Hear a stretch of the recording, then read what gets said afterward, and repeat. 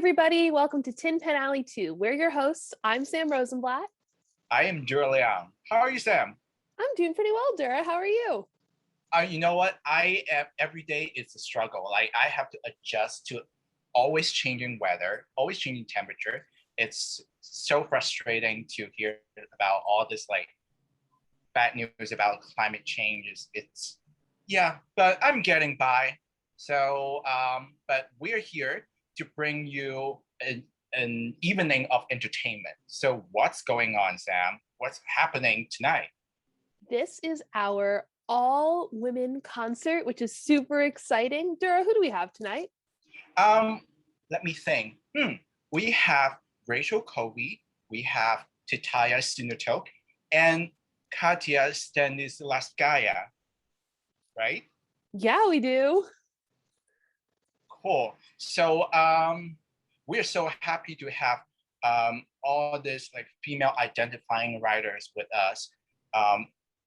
But as a cisgender male, I've learned so much about writing from female musical theater writers, and during all this like conversation with these female writers that you're about to hear, I learned a lot.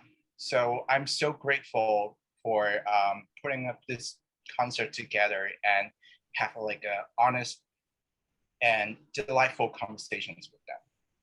Yeah, and as a female identifying writer, it's super cool to get to connect with all these other amazing women who are going to present some really cool stuff tonight. Great. So without further ado, let's head to the interviews, right? First interview.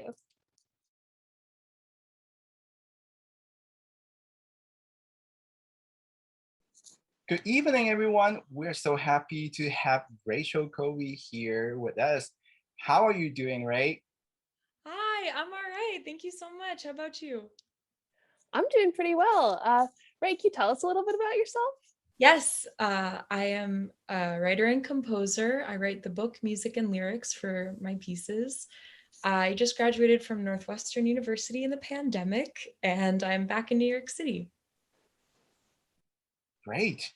So Ray, we're so happy to have you to present your songs here. So my question to you is like, what does writing story center on dimensional women plus characters mean to you? You know, at first, I don't think I was thinking much of it. I think it was just a natural consequence of being a woman, is that you write women characters who are real and complex.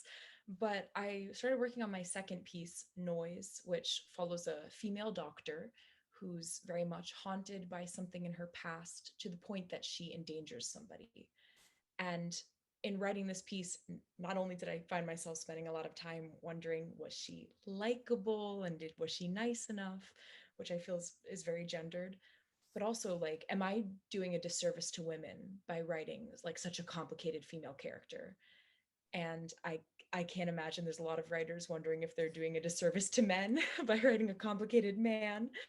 Um, and so I think that speaks a lot to like how poor the representation is that for women, and then of course for people of more marginalized identities, that it's been really motivating for me to keep writing complicated and real women. And I think you're also really helping out the actors who will be playing your characters by doing this work ahead of time. Which, speaking of, we heard that you began your career as an actor. So can you tell us a little about how that's related to your work and as a composer and a writer? Yeah, you know, I think for a really long time I really compartmentalized those two parts of my career. And I'm realizing more and more that they really are like extensions of the same impulse, which is to tell a story. And I think there's a lot of artists right now who are really coming into themselves as like, I love telling a story and I'll do it in this mode and that mode. And they're both kind of coming from the same place. Wonderful, Ray. So what if we want to hear more about your stuff? Where can we find your works online? Well, you can check out my website. You can subscribe for updates there, which is just my name, rachelcovey.com. That's amazing. And let's get to the songs that we're hearing tonight. Great. Thank you so much.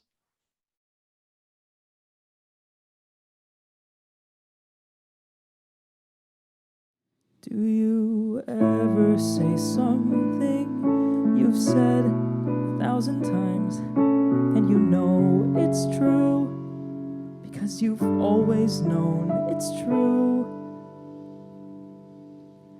but you start to forget what it's based on, and you know it's true, but do you? Do you ever say something you've started to memorize and you sort of space out halfway through, and you know that you didn't make it up? You know it's true because at some point you knew.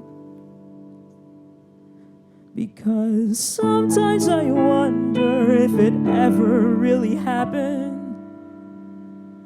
I know it did. I know it did. But sometimes I feel like I never even knew her. I know I did. I know I did. I know I did. Do you ever say something you've subconsciously rehearsed and you know it's true because everyone agrees, but it starts to feel more like a story than truth, and halfway through you just freeze? Because sometimes I wonder if it ever really happened. I know it did. I know it did. But sometimes I feel like I never even knew her. I know I did. I know I did. I know I did. But sometimes it hits like a speeding train, and I can't tell what's sadder. Sometimes kneeling over like it just happened, or sometimes feeling like it didn't even matter.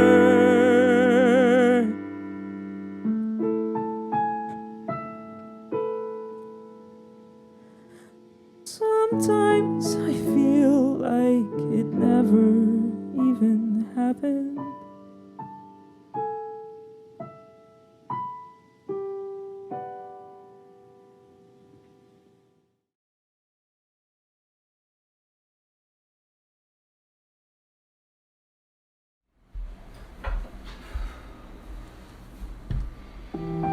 This was here. This was here. This was. This was here. This was here. This was. This was. Freeze this house in time. Keep it as it was. I get older every day, but this room never does. Freeze this house in time.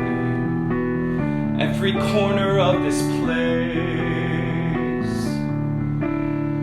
Fill this house with anything, but God forbid, empty space. And mend what's broken, but never touch the source of the tear. Never really fix, never really clean, just repair. This was here. This was here. This was. Freeze this house in time. Every hinge on every door. Move a dustpan, then turn around. It's where it was before. And mend what's broken, but never touch the source of the tear. Never really fix, never really clean, just repair, just repair, repair. Never mind that the pipes leak, never mind that the floors creak, never mind that it's showing signs of wear. Never mind the sink's not draining, never mind the boiler straining, never mind there's a backpack on her chair. Never mind the paint is chipping, never mind the roof is dripping. Every minute, every second, every year.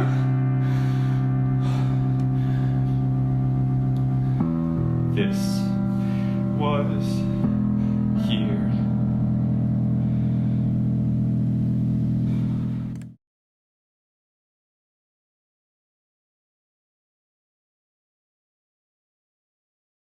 They say if you're seasick, you should focus on your hands. Just focus on your hands, you'll be okay. It's the thing about seasickness that no one understands. If you focus on your hands, it fades away. So when the world is spinning and you can't take in air and you can't feel your fingers, if you just stare, if you focus on your hands, focus on your hands, focus on your hands. It's like you're not there. I don't remember when I got there, I don't remember how. I couldn't say what time it must have been. I must have walked a mile, I can't remember now. I just remember water and going in and feeling ice inside my chest, freezing in my hair, stinging in my eyelids, sand instead of air. But if you focus on your hands, focus on your hands, focus on your hands. It's like you're not there. But there was glass at the bottom and blood in my mouth, and my vision got darker and gray, and the world kept getting farther away. You can't choke underwater, your body starts to sink, your thoughts race and your mind slows, and all you can think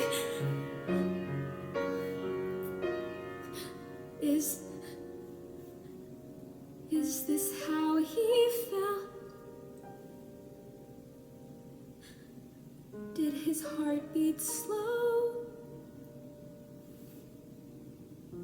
Did he change his mind? Would we even know? But if you focus on your hands, focus on your hands, focus on your hands, focus on your hands, focus on your hands, focus on your hands, focus on your hands, focus on your hands.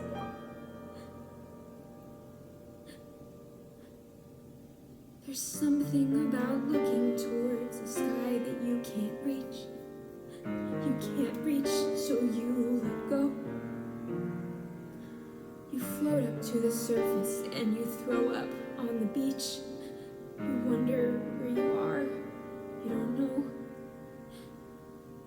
And you'll never get to ask him if that was how he felt. And you focus on your hands. And you focus on your hands. And you focus on your hands.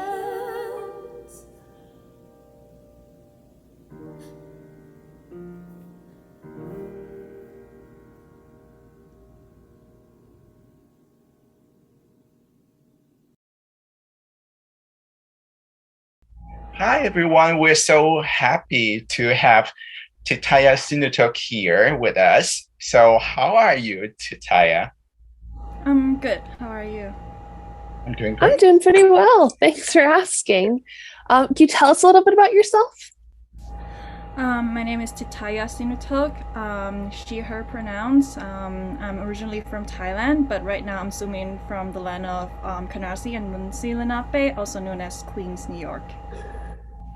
And I'm a composer. Wonderful, wonderful. So, Titaya, my question for you would be, so you are presenting songs from an intimate indie pop monologue piece. So what is it like working on a multiple collaborator team, and how does your team work to assemble the piece as a whole? Well, generally speaking, when it comes to collaborations, I think I'm a very lucky person that I get to work and collaborate with many people who shares the passion to the project and sharing the mutual respect, and so I feel like I'm very, very lucky with the projects that I'm working with currently and the projects that I'm about to start. I feel like those are the blessing. Particularly for Dear Mr. C, well, all of them are my friends. Like, we started off as friends before we actually worked on this piece. Naomi, we were classmates. Lily, we've worked on many projects together since, like, I would say 2014, I think. And Marina, we've met during a fellowship, and then it's like we've become friends. They all become my friends in some way or another, and then this project kind of connecting the dot together. And particularly for this piece, the one cool thing is, like, of all the co-creating team, 3 of us are not American, so that's something that is a statement that I would love to make for this piece particularly. And it's kind of cool because, I mean, as you know, usually it's always just like one of us presenting in a room. And for this piece, I would love to include many international artists to be in the room. So that's one thing that it started even now as writing. And I hope that when we are doing readings, doing more workshopping, developing of this piece, we also be more inclusive with international artists. So we'll see. That's super awesome. I love that as like a statement. So something that I really want to know is, who are some of your favorite female musical theater writers and how have they inspired you? That question is a very interesting one to answer, because I feel like me answering that now versus 3 years ago versus 5 years ago versus me answering that question when I started NYU would be a totally different answers. Currently now I feel like it's just kind of weird to say it out loud. Like, I feel like, especially if I have this guy or Sun Watcher, like, I don't listen to musical theater songs when I write those. I actually don't. For this piece, although, like, gotta say, it's very pop songs, and then it's also, I don't know if it's gonna say bilingual, but there are elements of using Thai words in there. So actually, like, for me working on this piece, I mean, the 2 songs that you're hearing in these concerts are all written in English so that you won't hear it. But one of the things that I have to research this piece is how to write a Thai song, because I actually haven't really written it. I mean, I've written it for Have the Sky, I think, but like, it's not like wholeheartedly like songs and dialogue in Thai. And this is, well, actually that's a lie, because we also do that in Have the Sky. But I guess this is more. And then I guess during the pandemic, like last year, there was like a very popular Thai drama that it got really popular that you don't understand why, even now we don't.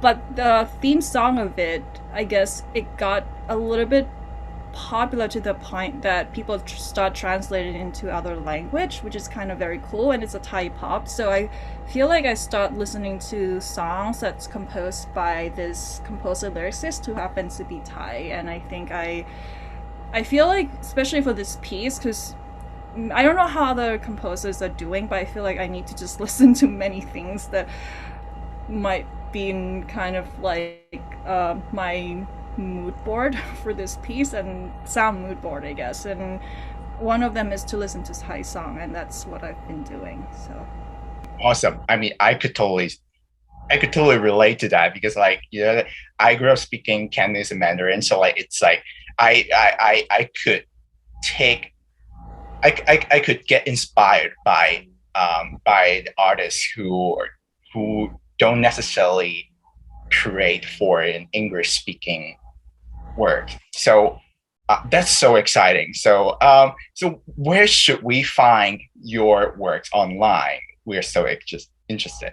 Well, I do have a website, so that's TittayaSinutok.com. It's a very interesting spelling, but yeah. And then we did have a website for Half the Sky, which is, I think, halftheskymusical.com, and that has our recordings from the Western Ghostlight Musical Theater Award last year. We actually record that, I think it was like 2 or 3 days before we shut down. So that was an interesting experience. While we're like, we actually, when we were recording that, we got an email from NYU saying that like they're doing everything online. That was like the first kick of like, this pandemic is real. So yeah, so that's for Half the Sky, and other stuff I think they should be in my website. Well, I can't wait to hear more stuff from your sound mood boards. So let's hop over to those songs, and thank you so much for being here. Thank you so much for having me.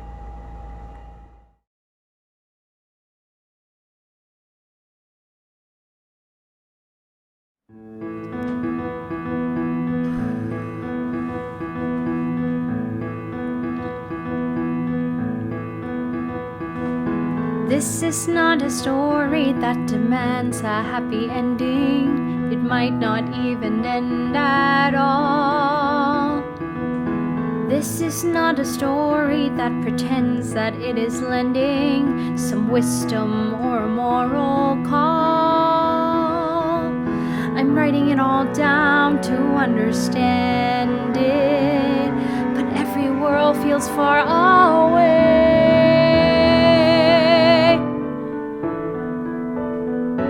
I barely remember the moments that I meant to, the details that I once knew. I'm reaching to get there. I want to find the narrative I lack. Will this get me on track? I have to get it back.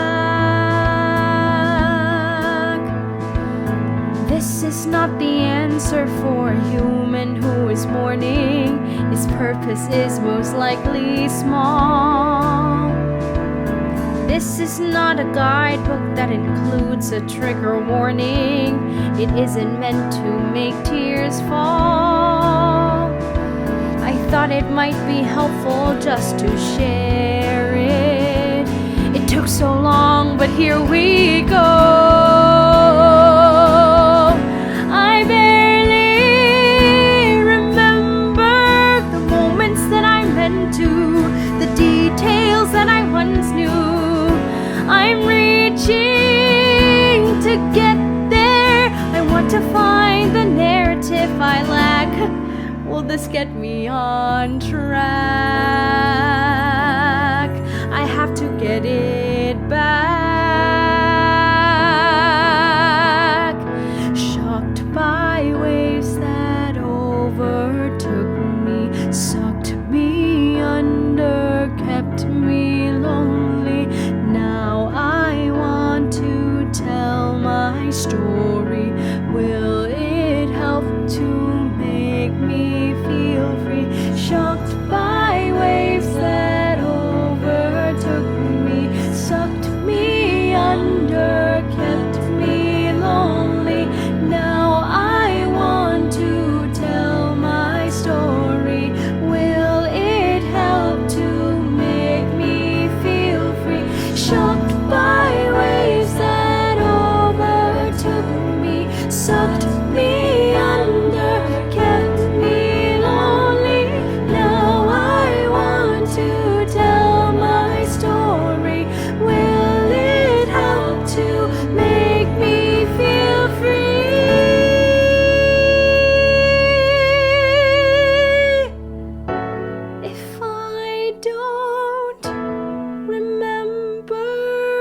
hearts that I don't want to. How can I hope to be new? I need all my memories to flood the banks and carry me away to where I'll learn to stay, so I can be okay, so I can be okay.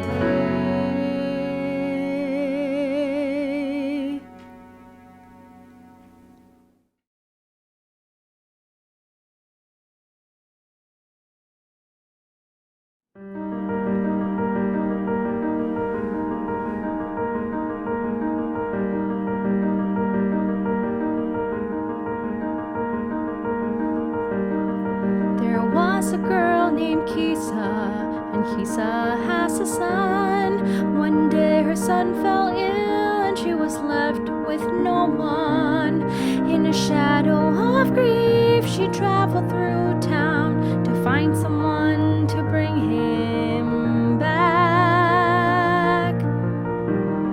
One night she wept to Buddha, and Buddha heard her cry. He said, "It's not your fault, I'm sorry that your son died. But if you do this for me, maybe I can bring your son back.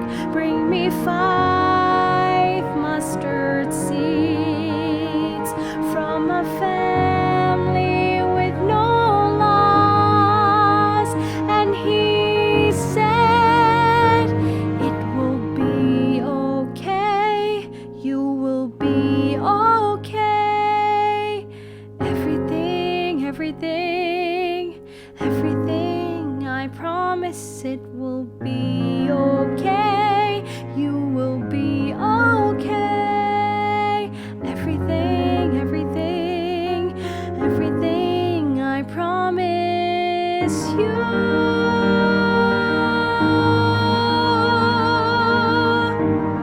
So Kisa ran around to every house in town. They had to be a family with a pain she'd found.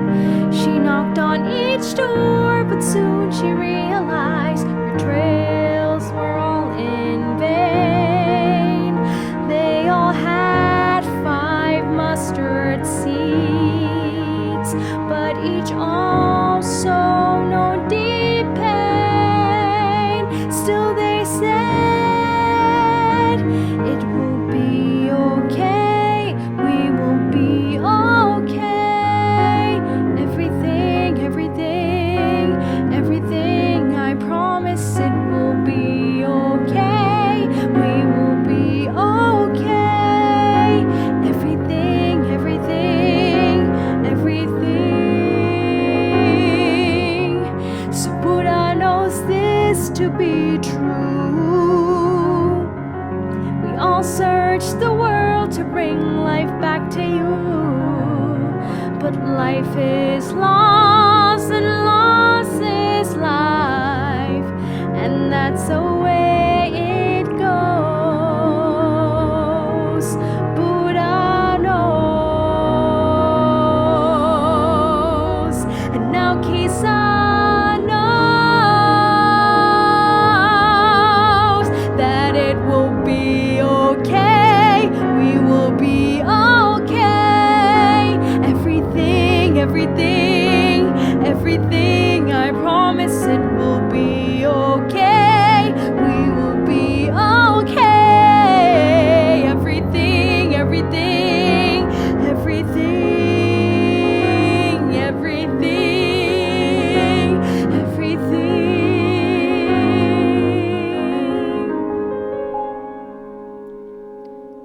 But will it be okay? Will I be okay? Everything. Will there be any promise? Will it be okay? Will I be okay? Everything. 'Cause 'cause I will search 5 mustard seeds for you, if that's what I need to do.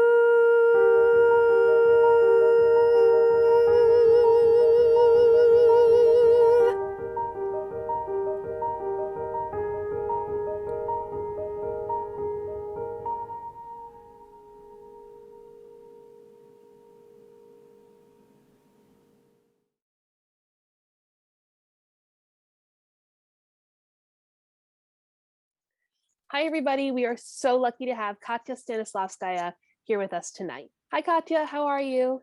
Great. How are you? Thanks for having me. Thank you so much. So Katya, can you tell us a little bit about yourself?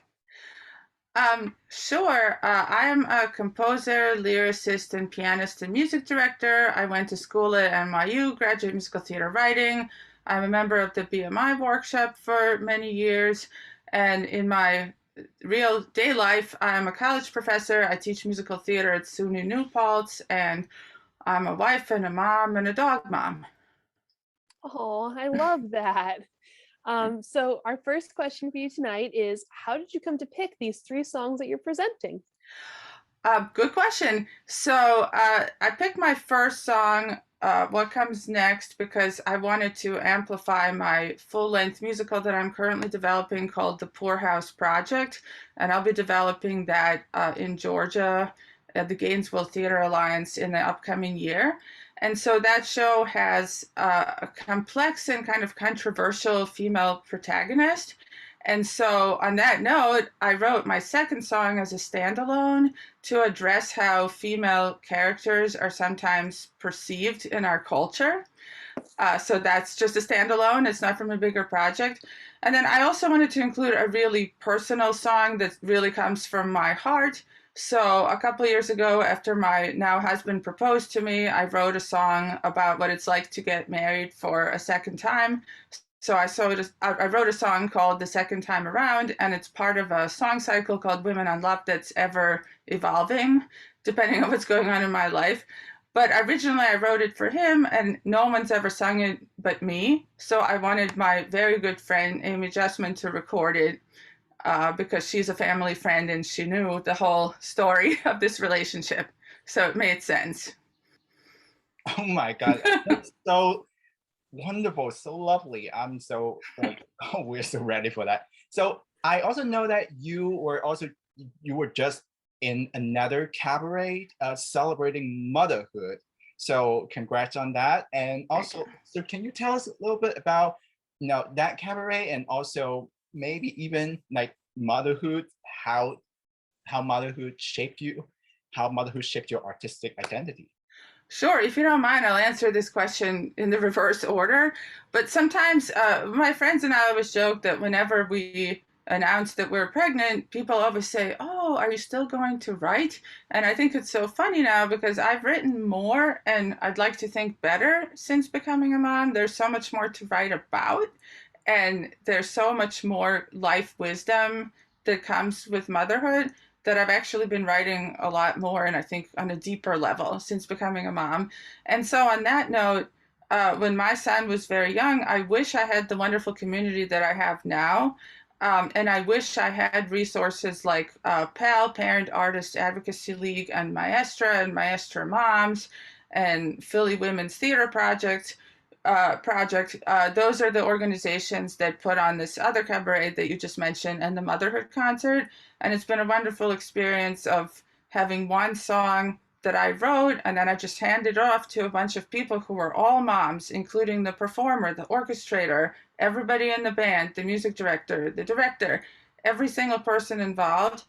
And so that was so refreshing. And there's so many moms who are amazing artists. And so that concert was about showing the world that we exist and we are still artists, even though we are mothers. And, please hire us for stuff. That's so inspiring to hear, especially as like a woman in musical theater. I love that there's this incredible community of people who are all supporting each other.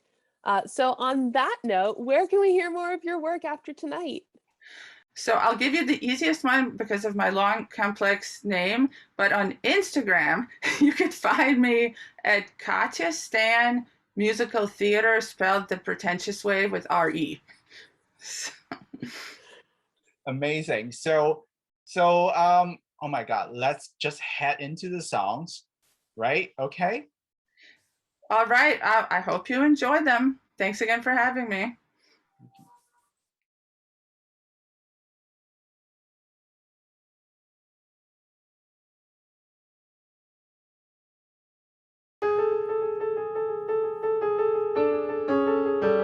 If I do as they say, they'll get a big box and gingerly put me away. Like a crystal chalice wrapped in felt, all I'd ever felt forgotten, all too glad to spoil me rotten, never letting me deal with the cards I've been dealt. If they had their way, I'd be back in my childhood room with a lavender door. Like there'd never been a marriage, like there'd never been a war. My child would be raised like a baby sister beside me. My father would provide for me and guide me, as though I'd never married, never grown. If I keep delaying, they'll assume I'm staying forever, and I will never come into my own. What comes next? For a widow of 21, whose prior attempts at usefulness were no more than child's play. I could waste myself on trifles till I'm dead, or escape this house and change my life instead.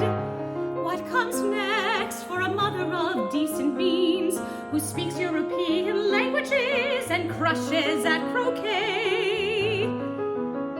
How can all my education be applied to the people we neglect and cast aside?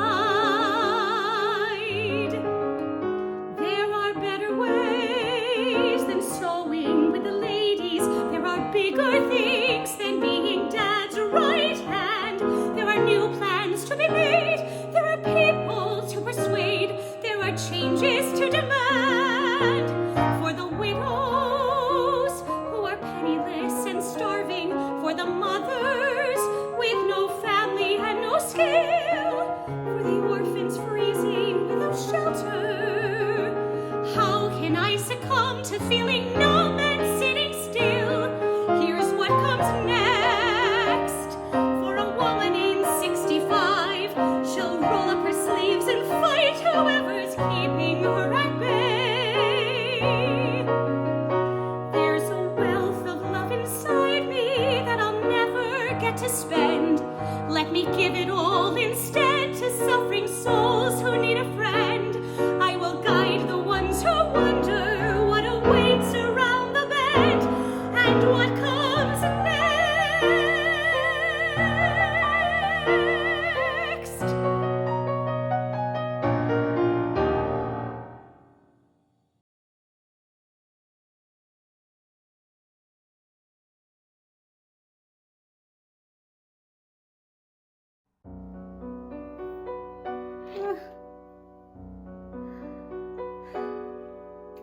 What happened to Carol Brady, June Cleaver, and Donna Reed? The women on cable seem highly unstable, and prime time's no better indeed. Whenever I'm streaming, I'm fuming and steaming. I never can get what I need. Where's my female role model who'll vacuum and swaddle, not wear orange, steal cash, or sell weed? Where, oh where are they now, the likable female protagonists? What happened to wives who were sweet and benign? Today they're more salty than pickles in brine. I love Walter White, Don Draper's all right, and Elliot Stabler's hot. But Skylar was petty, I hated that Betty, and Kathy deserved what she got. Boom, Roseanne was so trashy, Fran Fine was too flashy, but at least they both cared for a man. It's with serial daters and vicious man-haters that all the real troubles began. Oh, why, oh, why, oh, why do they make unlikable female protagonists? Grown women who hang in sororities with totally messed up priorities. For example, the 4-in-1 harlot, Miranda and Charlotte and Carrie and most of all Sam. They down gin and tonics, waste money on blonics, and generally don't give a damn. Old broads like Dorothy and Rose are as bad, I suppose, and Blanche is one long liaison. But the worst single menace is one Elaine Bennis with her contests and sponges, and I can't go on. Oh when, oh when, oh when will we get a likable female protagonist? Not a glass-ceiling, shattering, childless snob, or worse yet, a mother who's bad at her job. Mrs. Maisel loves comedy more than her children. Her husband should get them instead. Peggy Olson from Mad Men abandoned her baby in favor of getting ahead. Christina Yang only likes to bang and says kids would destroy her career. But then Olivia Benson adopted a boy who gets kidnapped once a year. Whatever did we do to deserve the unlikable female protagonists? I'm sulking and seething whenever I'm seeing the likes of Gwen Verdon, Nurse Ratched, Mare Sheehan. Why do they write them like this? I cannot understand. Oh, when I lounge on the couch, I just want to relax. So I'm canceling Netflix and HBO Max and sticking to TV Land.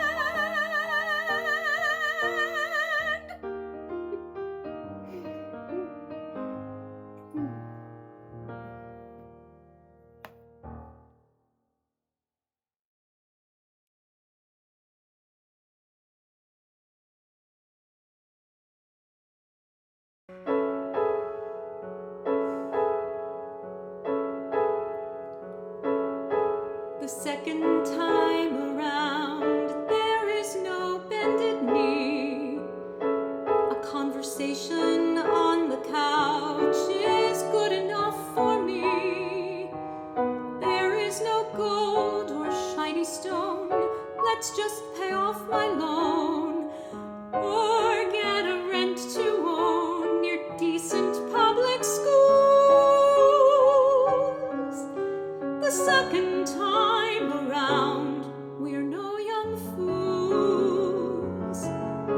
The second time around, no one is wearing white, with the exception of the children of the bride who might. So as you see, we can agree, no one's a virgin here, and there's no clergy near to tell us only death can do us part. The second time around, we're much too smart. We're much too wise for words that are poetic and cliched, and we are not afraid to say that we are both afraid, 'cause after all, we both have seen it all go up in flames, and so we'll keep our bank accounts and not so maiden names. We'll check our expectations at the door and cautiously begin to let each other in. I'm walking through this door again, a bit unhinged. I turn a brand new page, its edges slightly singed. And yet when I take stock of all I thought I knew, there's nothing tame or measured in my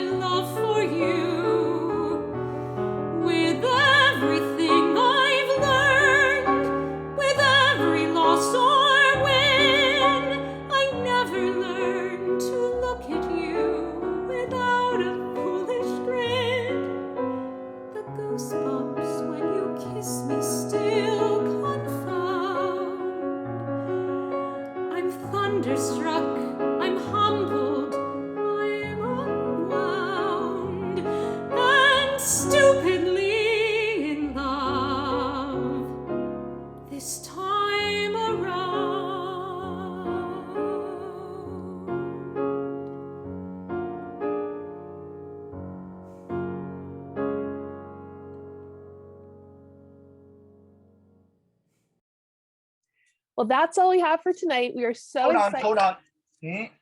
Well, so tonight we have this amazing female identifying writers with us, but in the spirit of tonight's theme, I know you, Sam Rosenblatt, and your longtime collaborator, Elspeth Collard, just did a workshop of your new show in Virginia. Can you tell us more about that? Absolutely. So Elspeth and I were lucky enough to go to Newport News, Virginia, and work with the Ferguson Center for the Arts and Christopher Newport University at the New Musicals Lab, where we got to collaborate with 6 amazing student and alumni actors on our new show, Like the Wind. That was very exciting. So can we hear something from the show tonight? You absolutely can. I can show you our Act 1 finale, which is entitled Like the Wind. Okay, let's go to the sound.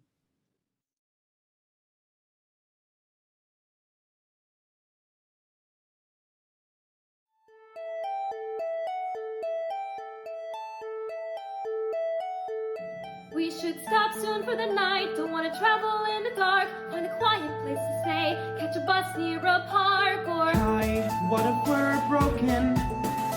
Kai, maybe we shouldn't have run. My family... Enough! We can't go back. I won't go back to that hell. With the praying and saying I've sinned, I'd rather be free with the wind. Or answer to no one at all. I don't care if I'm going to fall. The sky won't be there. Jesus, Benny, don't you care? Don't you want to be like the wind?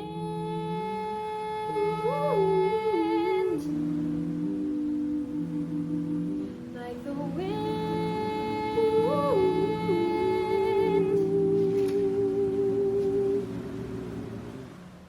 We can't give in. I refuse to just give up. I'm sick of dying and crying for love from someone caring than up above, who doesn't answer my prayers. I won't live in a world that despairs. Rather live out here. My God, Betty, don't live in fear. Don't you want to be like the wind?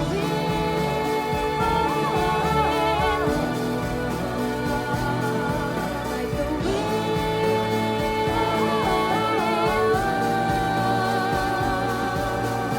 Winding through the trees, the breeze of the ocean's crest. No weight upon my chest to weigh me down. Don't you want that too, Betty? Wish you would, wish you would, wish you would, wish you would, wish you would, wish you would, wish you would, wish you would, wish you would, wish you would, wish you would, wish you would, alright. You're running fast, fast, faster than a bullet. Away, away, you're quickly forgetting.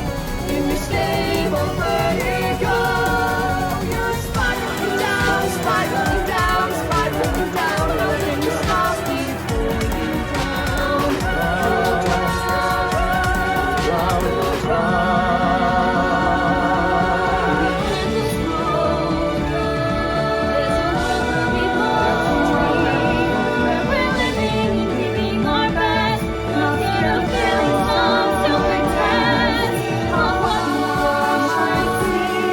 We can run with you, we're strong and free. And we can be, we can be, and we can be like the wind.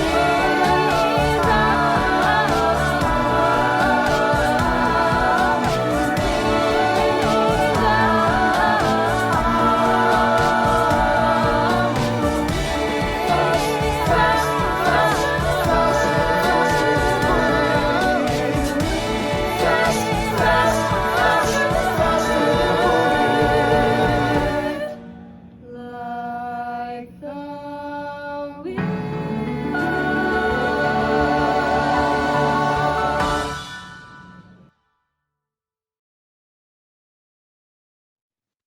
Wow, that was really nice song. Congratulations, Sam. And also, congrats to tonight's featured writers, Ray, Titaya, and Katya. So our next concert will be in October, and it's all about Halloween. Excited. I'm so excited. So make sure you tune into that one, and you can hit subscribe on our YouTube channel and follow us on all social media for more information on Tin Pan Alley too. Well, that's all for tonight. Have a good night, everyone. Thanks everyone for tuning in. Bye. Tin Pan Alley 2.